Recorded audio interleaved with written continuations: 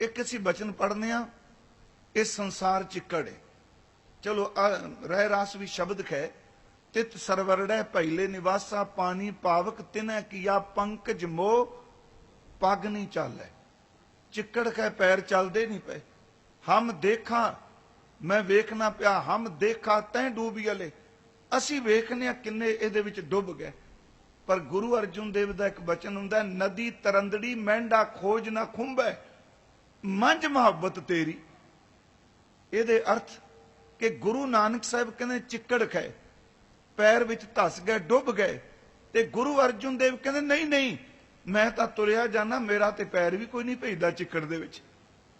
हुण ये दोनों बचनां नूं समझण लई उत्ते कहे मंझ मुहब्बत तेरी। ये चिक्कड़ तां नहीं मैनूं मैलिया करदा क्योंकि मेरे सीने विच तेरा प्यार तेरी मुहब्बत है। उत्थे चिक्कड़ विच तां बंदा डुबदा पिया कि हर बिसरत तेरे गुण गलिया। जदों खड़ी विसर जाएगा सच्ची मुच्ची पंकज मोह पग नहीं चाले, ते जदों परमात्मा चेते आवेगा चिक्कड़ स्पर्श भी नहीं कर सकता। नदी तरंदड़ी मेंढा खोज ना खुंबै मंझ मुहब्बत तेरी, तैं सह चरनी मेंढा हीड़ा सीतम हर नानक तुलहा। बेड़ी फिर बेनती है कि गुरु ग्रंथ साहिब दे थाल विच सब तो पहला सच। हुण ओ सच केड़ा, ओनू गुरुदेव शुरू करदे आ कि आद सच जुगाद सच है भी सच नानक होसी भी सच। जिहड़ा सच शब्द भी नहीं सी बनिया उदू पहला भी सच सी। जदों ट्रुथ शब्द भी नहीं उदू पहला भी वो सच है। सतनाम नहीं सी उदू पहला भी सच सी। पहला भी सच, सृष्टि दे मोढे सच, टाइम तो पहला भी सच, अज भी सच, आने वाले समय विच भी सच रहेगा। एक तां सच दा मतलब वो होंद जिन्हें कदी भी खत्म नहीं होना।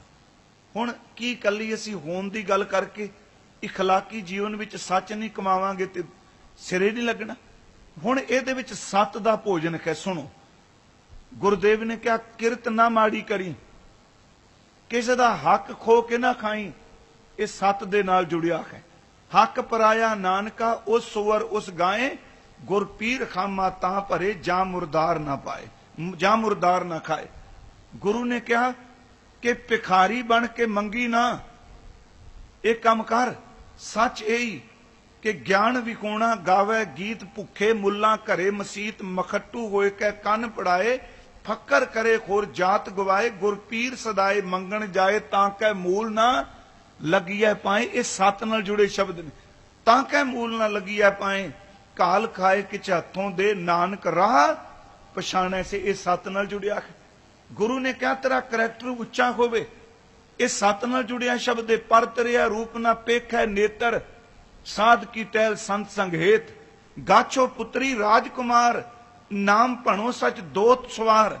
मेरी बेनती सच नाल जुड़े कोई शब्दां दी बड़ी व्याख्या है। ਉਹਦੇ ਵਿੱਚ ਤੁਹਾਡਾ ਸਾਡਾ ਕਿਰਤਕ ਵੀ ਆਏਗੀ, ਸਾਡਾ ਪਰਿਵਾਰਕ ਜੀਵਨ ਵੀ ਆਵੇਗਾ, ਸਾਡਾ ਇਖਲਾਕੀ ਜੀਵਨ ਵੀ ਆਵੇਗਾ। ਮੈਂ ਅਗਲੀ ਬੇਨਤੀ ਕਰਦਿਆਂ ਕਿ ਜਪਜੀ ਸਾਹਿਬ ਦੀ 38ਵੀਂ ਪੌੜੀ ਜਿਹੜੀ ਹੈ, ਅਸੀਂ ਬੜੀ ਵਾਰੀ ਉਹਦੀ ਕਥਾ ਕੀਤੀ। ਉਹ 7 ਗੁਣ ਜਿਹਦੀ ਜ਼ਿੰਦਗੀ 'ਚ ਆ ਗਏ ਨੇ, ਸੱਚ ਇਹ ਵੇ ਉਹ ਗੁਰੂ ਗ੍ਰੰਥ ਸਾਹਿਬ ਵਿੱਚੋਂ 7 ਦਾ ਭੋਜਨ ਛਕਦਾ ਪਿਆ। ਉਹ 7 ਗੁਣ ਵੀ 7 ਨੇ। ਉਹਦੇ ਵਿੱਚ ਉੱਚਾ ਆਚਰਣ ਜਤ, ਉਹਦੇ ਵਿੱਚ ਧੀਰਜ, ਉਹਦੇ ਵਿੱਚ ਗਿਆਨ, ਉਹਦੇ ਵਿੱਚ ਮਤ, ਉਹਦੇ ਵਿੱਚ ਪ੍ਰੇਮ, ਉਹਦੇ ਵਿੱਚ ਭਉ, ਉਸ ਵਿੱਚ ਤਪ ਦੀ ਅਗਨੀ। 7 ਇਕੱਠੇ ਹੋਣ। ਦੇਖੋ ਸ਼ਬਦ ਹੈ ਜਤ ਪਹਾਰਾ, ਧੀਰੇ ਸੁਨਿਆਰ, ਅਹਰਨ ਮਤ, ਵੇਦ ਹਥਿਆਰ, ਭਉ ਖਲਾ, ਅਗਮ ਤਪਤਾਓ, ਭਾਂਡਾ ਭਾਓ, ਅੰਮ੍ਰਿਤ ਤਿਤ ਢਾਲ, घड़िया शब्द सच्ची टकसाल, जिनको नदर करम तिनकार नानक नदरी। नदर नाल थोड़े जे अखरी अर्थ कर जाना। इत्थे सोना घड़न की उदाहरण दी। गहने की कीमत किवें पैगी जदों घड़िया जाएगा। महाराज कहते तू अपनी जिंदगी नूं घड़न का यतन कर। उस विच सब तो पहला जिन्ने सच विच जीवन घड़ना है, उहदे कोल जत पहारा दा अर्थ इंद्रियां दा संयम होना बहुत लाजमी है। ये भोजन गुरु ग्रंथ साहिब च पिया भी किवें उस इंद्रियां नूं काबू करना। धीरे सुनियार, ਉਹਦੇ ਕੋਲ ਦੂਜਾ ਗੁਣ ਕੋਣਾ ਧੀਰਜ ਬਹੁਤ ਜ਼ਰੂਰੀ ਹੈ। ਐਰਨ ਮਤ, ਭਾਵੇਂ ਇਹ ਉਦਾਹਰਨਾਂ ਸਾਰੀਆਂ ਸੋਨੇ ਘੜਨ ਦੇ ਸੁਨਾਰੇ ਦੇ ਉਜਾਰਾਂ ਨਾਲ ਸੰਬੰਧਿਤ। ਐਰਨ ਮਤ, ਉਹਦੀ ਮਤ ਐਰਨ ਵਰਗੀ ਅਡੋਲ ਹੋਵੇ, 60 ਵਜੇ ਪਰ ਉਹ ਡੋਲੇ ਨਾ। ਵੇਦ ਹਥਿਆਰ, ਉਹਦੇ ਕੋਲ ਗਿਆਨ ਦਾ ਹਥੌੜਾ ਹੋਵੇ। ਫਿਰ ਬੇਨਤੀ ਸੁਣੋ, ਜੱਤ ਦੀ ਦੁਕਾਨ ਹੋਵੇ, ਧੀਰਜ ਦਾ ਸੁਨਾਰ ਹੋਵੇ, ਅਡੋਲ ਮਤ ਐਰਨ ਹੋਵੇ, ਗਿਆਨ ਦਾ ਹਥੌੜਾ ਹੋਵੇ, ਭਉ ਖੱਲਾ ਪਰਮਾਤਮਾ ਦੇ ਭੈ ਦੀ ਧੋਕਣੀ ਹੋਵੇ, ਜਿਹਦੇ ਨਾਲ ਸੁਨਾਰ ਵੀਰ ਅੱਗ ਤੇਜ ਕਰਦਾ ਹੈ। ਅਗਨ ਤਪ ਤਾਓ, ਗੁਰੂ ਸੇਵਾ ਦੀ ਤਪੱਸਿਆ ਦੀ ਅੱਗ ਹੋਵੇ। ਤੇ ਅਗਲਾ ਮਹਾਰਾਜ ਬਚਨ ਕਰਦੇ ਆ, ਭਾਂਡਾ ਪਾਓ ਪ੍ਰੇਮ ਦਾ ਭਾਂਡਾ ਹੋਵੇ। 7 ਇਕੱਠੇ ਹੋ ਜਾਣਗੇ ਪਿਆਰਿਓ, ਫਿਰ ਸਮਝ ਪਏਗੀ ਸੱਤ ਦਾ ਭੋਜਨ ਕੀ ਹੈ। ਭਾਂਡਾ ਪਾਓ, ਅੰਮ੍ਰਿਤ ਤਿਤ ਢਾਲ, ਉਹਦੇ ਵਿੱਚ ਅੰਮ੍ਰਿਤ ਢਲੇਗਾ। ਘੜੀਏ ਸ਼ਬਦ ਸੱਚੀ ਟਕਸਾਲ, ਇੱਥੇ ਸ਼ਬਦ ਦਾ ਅਰਥ ਕੱਲ ਕੀਤਾ ਸੀ। ਉਹਦੀ ਸ਼ਖਸੀਅਤ, ਉਹਦੀ ਪਰਸਨੈਲਿਟੀ, ਉਹਦਾ ਜੀਵਨ ਘੜਿਆ ਜਾਏਗਾ, ਜਿਹਦੀ ਜ਼ਿੰਦਗੀ 'ਚ 7 ਗੁਣ ਆ ਜਾਣਗੇ। ਪਰ ਯਾਦ ਰੱਖੋ, ਅੰਮ੍ਰਿਤ ਉਹਦੇ 'ਚ ਵੀ ਕਿਹਾ ਹੈ, ਜੇ ਇਹ ਗੁਣ ਹੋਣਗੇ ਤੇ ਅੰਦਰ ਨਾਮ ਅੰਮ੍ਰਿਤ ਦੀ ਕਿਰਪਾ ਵਰਤੇਗੀ। ਮੇਰੀ ਬੇਨਤੀ ਹੈ, 7 ਨਾਲ ਜੁੜੇ ਸ਼ਬਦ ਸਾਡੀ ਕਿਰਤ ਨਾਲ, ਸਾਡੇ اخلاق ਨਾਲ, ਸਾਡੇ ਵਿਚਰ ਨਾਲ। ਉਸ ਤੋਂ ਅਗਲਾ ਬਚਨ ਹੈ ਜੀ ਸੰਤੋਖ।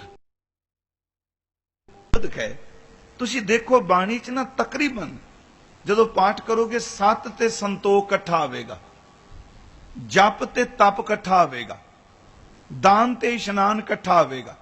ਇਹ ਬੜੇ ਸ਼ਬਦ ਇਕੱਠੇ ਹੋਣਗੇ, ਕਿਉਂਕਿ 7 ਵਿੱਚੋਂ ਉਪਜਿਆ ਸੰਤੋਖ ਹੀ ਸੰਤੋਖ ਹੈ। ਮਜਬੂਰੀ ਨਾਲ ਹੋ ਕੇ ਲੈ ਕੇ ਕਹਿਣਾ ਕੋਈ ਨਹੀਂ ਰੱਬਾ ਸਬਰ ਕਰਕੇ ਬੈਠੇ ਹੋ, ਸਬਰ ਨਹੀਂ ਹੁੰਦਾ, ਉਹ ਲਾਮਾ ਹੁੰਦਾ ਹੈ।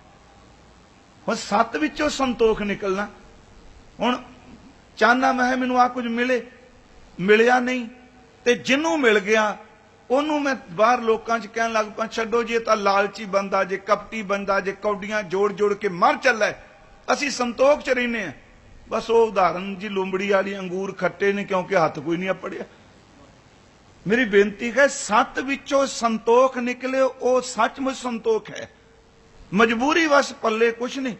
ਤੇ ਕਈ ਜਾਣਾ ਨਹੀਂ ਜੀ ਮੈਂ ਤਾਂ ਸੰਤੋਖ 'ਚ ਰਹਿਣਾ ਵਾਂ। 7 ਵਿੱਚੋਂ ਇਸੇ ਕਰਕੇ ਗੁਰੂ ਸਾਹਿਬ ਨੇ ਕਿਹਾ, 7 ਸੰਤੋਖ ਹੋਵੇ ਅਰਦਾਸ, ਤਾਂ ਸੁਣ ਸਦ ਬਹਾਲੇ ਪਾਸ। ਸੱਚ ਵਿੱਚੋਂ ਸੰਤੋਖ ਨਿਕਲੇ। ਮੈਂ ਇਹਦੀ ਵਿਆਖਿਆ ਥੋੜੀ ਜਿਹੀ ਹੋਰ ਕਰਨਾ। ਦੇਖੋ, ਸੱਚ ਵਿੱਚੋਂ ਜਦੋਂ ਸਿਮਰਨ 'ਚ ਜੁੜਾਂਗੇ, ਉਦੋਂ ਸਾਡੇ ਅੰਦਰ ਨੂੰ ਇੰਨੀ ਕੁ ਸੰਤੁਸ਼ਟੀ ਮਿਲੇਗੀ, ਇੰਨਾ ਕੁ ਸ਼ਾਂਤ ਹੋ ਜਾਏਗਾ।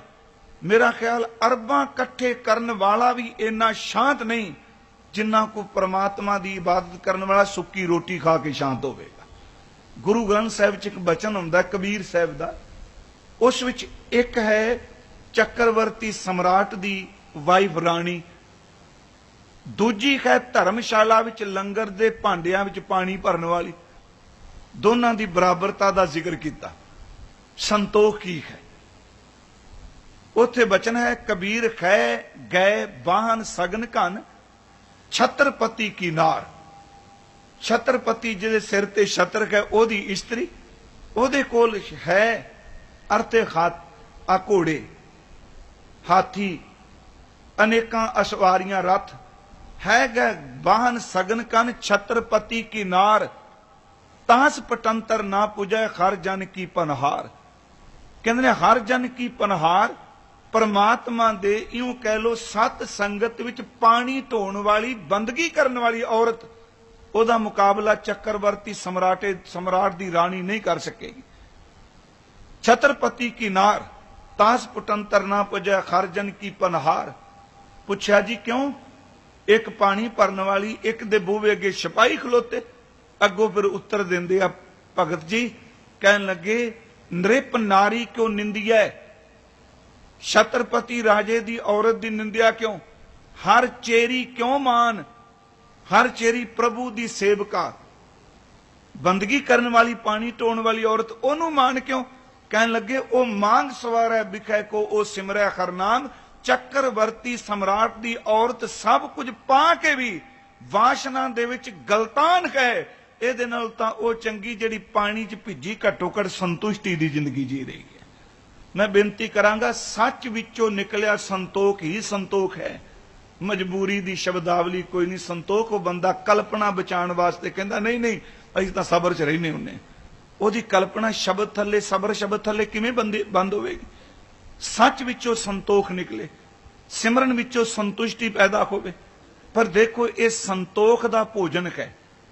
इनू फिर सुनियो, उत्थे असीं वेख्या सी संतोख दा संबंध कल्ला रोटी नाल नहीं, संतोख दा संबंध राज पदवी नाल नहीं, संतोख दा संबंध जिहड़ा है केवल पदार्थ नाल नहीं। संतोख एक अंदर दी ओ अवस्था है गुरमुखो जिथे पहुंचा होया बंदा इंद्रियां दे तौर ते भी पूर्ण तौर ते संतुष्ट हो जाता है।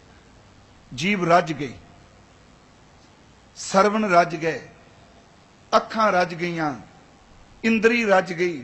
संतोख दा अर्थ जिन्हों बाबा जी ने निहाल शब्द वरत्या कि अपनी जिंदगी विच मुकम्मल तौर ते इन्ना कुछ संतुष्ट हो गया, परमात्मा ने उहदे अंदर दे सारे फुरने मेट के रख दिते। जिथे संतोख होवे प्यारिओ उथे रस बड़ा भरदा जे, जिथे सबर कोई नहीं ना उथे 36 प्रकार दे भोजन च भी कुछ नहीं। दास ने एक बार बेनती की कि सेवा पंक्तियां दे साहित्य विच साखी है कि किसे दिहाड़ी करन वाले पुरुष ने, किरत करके रोटी खाण वाले पुरुष ने किसे साधु दी उपमा सुन के उन्होंने अपने घर विच आमंत्रित किया भी भोजन छकन लई, भी साडे घर प्रसादा छको। वो चला गया। हुण जिस वक्त प्रसादा परोस के लियांदा वो किरती दा बंदा सी जी, उहदे घर 36 प्रकार दा ते कुछ है ही नहीं। उन्हें थाली च जो कुछ सी रख दिता ते साधु ने, सो काल साधु खौती तथा कथित कह लो, उन्हें बुरकी तोड़नी सी अजे जदों देखिया भी ये कौली एक अद्धी पई है, कटोरी एक है। कहंदा बस आ को जी, मैं तो इन्ने वड्डे बंदियां दे न्योते छड्ड के तेरे घर आया, आ कुछ ही। वो हाथ जोड़ के कहंदा महाराज जो मेरे गरीब दी किरत सी मैं छका दिता। वो कहंदा फिर इह च की स्वाद आउणा है? वो गृहस्थी कहंदा स्वाद आवेगा अपने कोलों भी कुछ पा लो। साधु कहंदा अपने कोलों कुछ पाओ। वो तमक उठिया, बल उठिया, वो इक्को दम अपने जिहड़ा चोला जा पाया सी ओदियां जेबां बाहर कढ के ना पुठियां। कहंदा मैं बिरखत हां, तूं शब्द मैनू किवें कह दिते? मेरे जेब विच तां कदी एक कौडी एक टका भी नहीं। वो कहंदा मैं किहड़ा कहना रोटी च टके पाओ। वो कहंदा तू आप ही तां कि अपने कुछ पा। उस गृहस्थी ने कहा संत जी इहदे च टके ना पाओ, इहदे विच अंदर दा सबर पालो। जे सबर पालोगे ते सुक्की रोटी भी अमृत बन जाए। इन्नी कमाई कीती तुहाडे कोल संतोख भी नहीं। मैं बेनती करांगा गुरु ग्रंथ साहिब थाल विच 7 है, ये सिर्फ असीं ट्यूक मात्र लईए, फिर इहदी व्याख्या डिटेल नाल किते करांगे। इहदे विच संतोख है। इत्थे इंद्रियां भी रजदियां ने, मन भी रजदा है। तृप्त भई सच भोजन खाया, सच्ची मुची शांति आ जाती है, तृप्त हो जाता बंदा। मैं बेनती करांगा इहदे विच 7 दा भोजन खावें खर्चा रल मिल पाओ। भाई जे आप जी 7 कमाओगे ये घटेगा नहीं। दुकान ते बैठे जे 7 संतोख होवेगा, सबर विच 7 संतोख होवेगा, तुहाडे नेड़े रहन वाला बंदा वो गुण जरूर ग्रहण करेगा। जो कुछ गुरु ग्रंथ साहिब दा खजाना है तुहाडे रही किसी होर दा भी भोजन बन जाएगा। ये घटदा नहीं, वध ही वाधा है। पहला 7, दूजा संतोख, तीसरी बेनती मैं कीती विचार। विचार दे अर्थ मैं कुचर्चा नहीं करांगा। विचार तां शब्द ही बड़े कमाल दा है। डिठै मुक्त ना होवी जिचर शब्द ना करे विचार। पर इस गल नूं सच मन्नो, जिन्नी देर तक उस ज्ञान नूं साडी जिंदगी च पैदा नहीं करदे उन्नी देर तक मुक्ति किवें? गुरु ग्रंथ साहिब च अखां मीट के किसी गल नूं नहीं मन्निया, इत्थे विचार नाल मन्निया है। सुनो, जिवें जनेऊ पाया गया, गुरु ने एक विचार पैदा की, ज्ञान सामने रखिया, कहन लगे तू मैनू जनेऊ पाण आया है, पर यह जनेऊ कल नूं सड़ जाना है, मैला हो जाना है, इन्हें टुट जाना है, गल जाना है। मैं तेरे नाल विचार नाल पुछना चाहना, मैनू ओ जनेऊ पा कि शरीर लकड़ां विच शमशान घाट सड़ जाए पर जनेऊ आत्मा दे नाल जाए। एक विचार सी, एक कुचर्चा नहीं सी। दया कपाल संतोख सूत जत गंडी सत वट ए जनेऊ जी का खई ता पांडे कत। एक विचार से देखो गुरु साहब ने विचार नूं बड़ी अहमियत दी। वो विचार फोकी नहीं सी, एवें तर्क कर दिता, मेरे वर्गा भी कह देगा आ लिया चीज़ां, पर गुरु ने जड़ी विचार दी उस विचार दे पिछे रूहानियत दा खजाना सी, नाम सी। कला ब्राह्मण वीर नूं नहीं किया, हिंदू ने नहीं किया। हजूर सुल्तानपुर जाते, नमाज पढ़न मसीत भी जाते, सारे असीं सुनाने, उत्थे अल्लाह दा रब दा नाम लिया जाता है। पर बाबे ने उस मसीत विच एक विचार शुरू की। उन्हें कहा असी नमाज पढ़ी, तुसी हसे क्यों? सतगुरु कहंदे मैं हसिया इस करके हाँ, जे बैठ के ही मारनिया सन ते बाहर मार लेंदे, सजदा कर देना। जे बनैना खलोना सी बाहर बैठ का मार लो, वर्जिश करो। वो कहन लगे दूजी फिर तो ही असी बैठका नहीं, असी सजदे वे सी। गुरु ने क्या झूठ बोल दियो तुसी? कहने हद हो गई। काजी कहंदा मेरी सारी जिंदगी लंघ गई, दाढ़ी मेरी चिट्टी हो गई, उम्र तेरे तो वड्डी है, महाराज दी उम्र 32-33 साल सी। महाराज सच्चे पातशाह कहंदे काजी जी झूठ ना बोलो, अंदर नूं पुछ के देखो, गले तो उत्ते कुरान निकलदी पई सी, गले तो थल्ले मन जिहड़ा वो बशेरी दे पिछे तुरिया फिरदा सी। भी घरदियां नूं कह के नहीं आया बशेरी, चलो सारे साखी पढ़ने। नवाब नूं कह दिता तू घोड़े खरीदने, वो एक विचार है जी। उस विचार नूं तुसीं ये नहीं कहोगे ये कुराई है जी, ये कुतर्क करदा है। उस विचार विचों वो ज्ञान है कि जिहदे विच क्या गया, जे धर्म नूं कमान लगा ते सचमुच अंदरों अपने अल्लाह दे सामने खलो के पुकार कर। कि जोगियां दे सामने एक विचार नहीं रखी, मुंदा संतोख शर्म पद झोली ध्यान की करें विभूत, खिंता काल कुवारी काया जुगत डंडा। प्रतीत मैं बेनती करांगा, गुरु ग्रंथ साहिब विच सच है, गुरु ग्रंथ साहिब दे थाल विच संतोख है, तीसरा गुरु ग्रंथ साहिब दे अंदर रूहानियत दा ज्ञान है, भंडारा है। पर ये तिन्ने गल्लां नाम करके शोभनीक ने। जे मैं अखलाकी सच बोलना, सिमरन नहीं करदा, वो सच विचों रस नहीं पैदा होना। इखलाकी मैं कहना संतोखी हाँ, अंदर सिमरन नहीं। गुरु साहब ने कहा ऐ दुनिया दे लोगो, तुहानू भुखे साडा उधार हो जाए, आओ मैं तुहानू थाल परोस के दे चलिया। 5 सदियां दे महापुरखां दा रब्बी ज्ञान है। तुसी कबीर नू पढ़ो, तुहाडी तृप्ति कराएगा। तुसी जयदेव दा बोल पढ़ो, ओदा भोजन तुहाडे अंदर नू तृप्त करेगा। तुसी बाबे फरीद नू पढ़ो, तुहाडे अंदर नू तृप्त करेगा। मैं अगे बेनती करनी, पाठ आपां करिए किवें? महाराज जी ने शब्द वरतिया कि थाल विच 3 वस्तु पईओ, सत संतोख विचारो, अमृत नाम ठाकुर का पयो। सत संतोख ते ज्ञान, विचार दर्थ में ज्ञान कीते। अमृत नाम ठाकुर का पयो, इस विच नाम अमृत ते ज्ञानी फोका स्वीकार नहीं। इत्थे फोका संतोखी स्वीकार नहीं।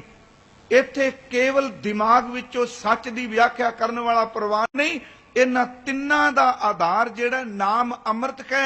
जिवें पानी मिले ते सब्जी भाजी स्वादी बनदी, पानी तो बिना सब्जी किवें बनाओगे? पानी तो बिना आटा किवें गुनांगे? पानी तो बिना फल किवें बनगे? प्यारिओ पानी होवे, बनास्पति भोजन किचन, हर चीज रस नाल भर जांदी है। महाराज कहंदे आ मैं इहदे विच नाम अमृत दा जल पा चलिया, जिहड़ा जल नूं वरतेगा ओहदा सत भी रस वाला बन जाएगा।